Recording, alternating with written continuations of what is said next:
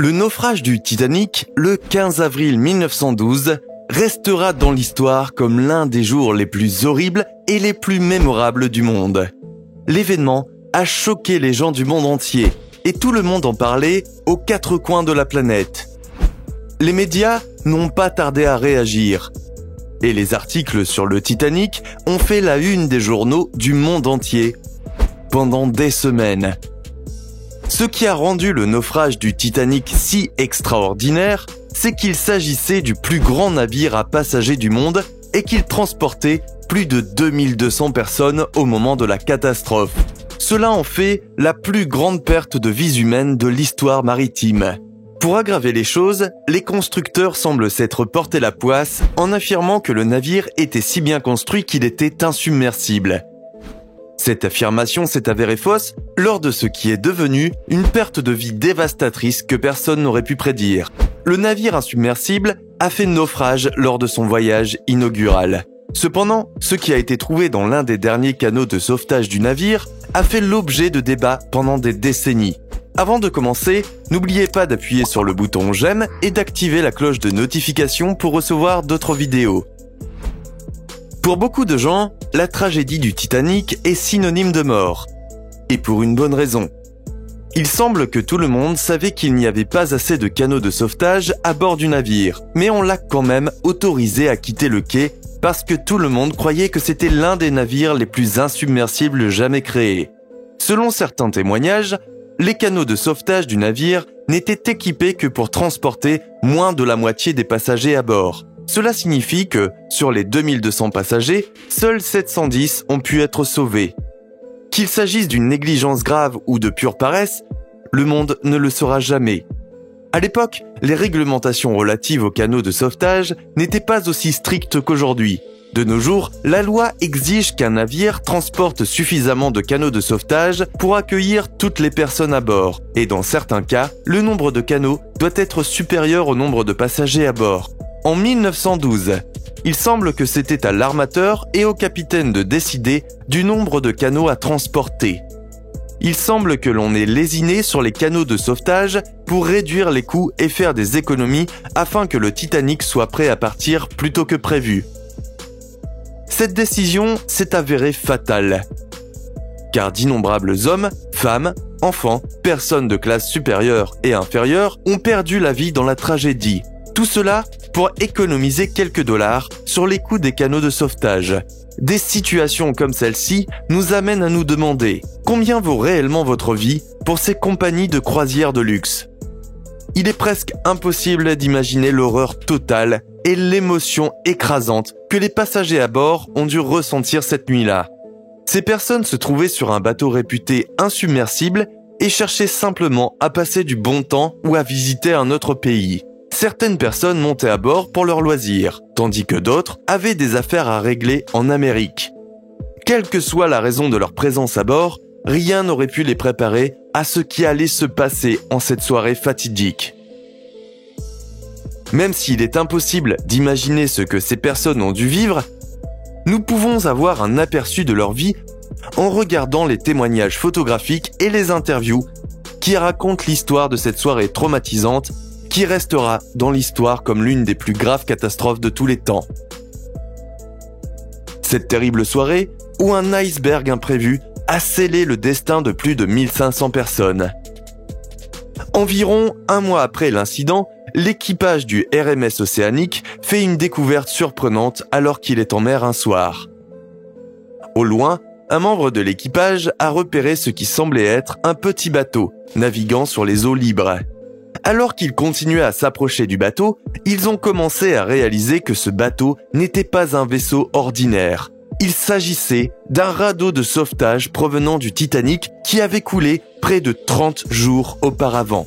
La découverte du radeau de sauvetage a mis le monde en ébullition une fois de plus, avec des spéculations sur ce qui aurait pu arriver aux gens qui se trouvaient à bord. Selon les membres de l'équipage qui ont découvert le radeau, le bateau flottait à plus de 200 miles de sa trajectoire initiale. Cependant, les spéculations ont continué à s'intensifier lorsque l'équipage a découvert que 3 personnes se trouvaient encore à l'intérieur du bateau, toutes ayant péri plusieurs semaines auparavant. Imaginez que vous puissiez quitter le Titanic, le plus grand navire en perdition du monde. Le soulagement que ces personnes ont dû ressentir est inimaginable. Pourtant, ils étaient toujours condamnés à subir un sort en mer. Mais leur souffrance allait maintenant se prolonger puisqu'ils ont dérivé pendant près de 4 semaines. Ce qui est arrivé à ces personnes est terrible. Mais nous devons nous souvenir de leur souffrance et de leur vie afin que, au fil du temps, nous puissions éviter que de telles tragédies ne se reproduisent. Nous ne savons pas grand-chose sur les personnes qui étaient à bord du canot de sauvetage. 2 d'entre elles portaient des uniformes d'équipage, mais nous ne savons pas qui elles sont, ni pourquoi elles étaient sur le bateau. Selon certaines rumeurs, les 2 hommes auraient été des ouvriers de la salle des machines inférieures. Si cela est vrai, c'est presque un miracle qu'ils aient réussi à sortir vivants de la salle des machines, et encore moins à monter sur un canot de sauvetage alors que tant d'hommes et de femmes sont restés à bord du navire en perdition. Qui étaient ces hommes? Nous ne le saurons peut-être jamais, mais je suis sûr qu'ils étaient très reconnaissants d'avoir pu quitter ce navire, même s'ils étaient condamnés à subir un sort encore pire. L'autre homme dans le canot de sauvetage a été identifié comme étant Thompson Beatty. Thompson était un passager de la classe supérieure. Ce qui rend son histoire si triste, c'est qu'il portait encore son smoking lorsqu'il a été retrouvé dans le bateau. Ce qui signifie qu'il n'a même pas pu terminer son dernier repas avant que le navire ne commence à couler. Cela montre à quelle vitesse tout le monde a été évacué du navire. Ils n'ont même pas eu le temps d'enlever leur tenue de dîner. La dernière chose que les enquêteurs ont trouvée à bord est peut-être la pièce la plus tragique du puzzle jusqu'à présent. En fouillant le canot de sauvetage, à la recherche d'indices sur l'identité de ces membres d'équipage inconnus, ils ont trouvé un objet qui aurait appartenu à l'un des passagers. Nous ne savons pas comment les membres de l'équipage ou M. Thompson auraient été en possession de cet objet, mais les chercheurs ont trouvé un bout de papier auquel était attachée une alliance. Une inscription indiquait « Edvard à Gerda ». Après avoir creusé un peu, les chercheurs ont découvert que Gerda et Edvard Lindell étaient 2 passagers qui se trouvaient sur le navire pour célébrer leur lune de miel. C'était censé être le voyage d'une vie, qui resterait dans leur mémoire comme aucun d'autre. Malheureusement, ce sera le dernier souvenir qu'ils partageront avant de quitter cette terre bien trop tôt. Ni Edvard, ni Gerda n'ont réussi à quitter le navire et l'on suppose qu'ils étaient condamnés à être enfermés en mer. Ce dernier élément de preuve, provenant de l'épave du Titanic, montre combien de personnes jeunes et moins jeunes ont connu leur destin lors de cette terrible soirée. Edvard et Gerda étaient simplement à bord du navire, faisant de leur mieux pour profiter de leur nouveau mariage, mais le destin avait d'autres plans pour eux. Personne n'est surpris que le Titanic reste l'une des pires catastrophes de l'histoire du monde. Cependant, beaucoup d'entre nous se demandent sans aucun doute si ce terrible accident aurait pu être évité. La triste vérité est que oui, cela aurait pu. Au fil des ans, d'innombrables rumeurs et rapports ont circulé sur le Titanic. Certains de ces rapports affirment que l'équipage est entièrement responsable du naufrage du Titanic. En effet, selon de nombreuses personnes, l'iceberg qui a coulé le navire était visible à des kilomètres à la ronde. Cela a amené certaines personnes à se demander si les membres de l'équipage étaient à leur poste ce soir-là, ou s'ils étaient en train de glander ou de s'occuper d'autre chose. Des rumeurs ont également circulé selon lesquelles le membre de l'équipage qui était en poste à la vigie aurait en fait repéré l'iceberg. Iceberg, right ahead! Thank you. Ces rumeurs prétendent que la vigie a sonné l'alarme au moins 3 fois, mais que personne n'a modifié la trajectoire du navire. Nous n'avons aucun moyen de confirmer si ces histoires sont vraies, mais si c'est le cas, cela signifierait que le capitaine et son équipage pourraient être à blâmer pour cette terrible tragédie. Des spéculations ont circulé, affirmant que le capitaine, s'amusant peut-être avec l'un des passagers, alors qu'il était censé prendre le contrôle du navire. Il n'y a pas beaucoup d'éléments pour le prouver, mais s'il avait été à son poste, il semble peu probable que le navire aurait connu ce triste sort. Il existe encore d'autres théories selon lesquelles l'iceberg n'aurait pas pu être évité, quoi qu'ils aient fait. Selon ces théories, l'iceberg se serait trouvé juste sous la surface de l'eau, de sorte que, quoi qu'il arrive, ni l'équipage, ni le capitaine n'auraient pu le voir ou avertir les autres du danger imminent.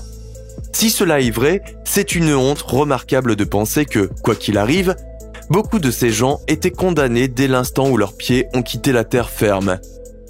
Finalement, nous pouvons pointer du doigt et faire de notre mieux pour rejeter la faute sur quelqu'un. Mais le fait est qu'il y a une équipe qui peut être tenue pour responsable sans aucun doute. Des vies perdues lors de cette soirée tragique. Les constructeurs du navire et les propriétaires du navire semblent avoir été parfaitement conscients qu'il n'y avait pas assez de canaux de sauvetage à bord du navire. Avant que le navire ne prenne la mer, ils étaient tous au courant des dangers qui pouvaient se présenter si la tragédie devait frapper. Pourtant, ils n'ont pas voulu changer le cours de l'histoire.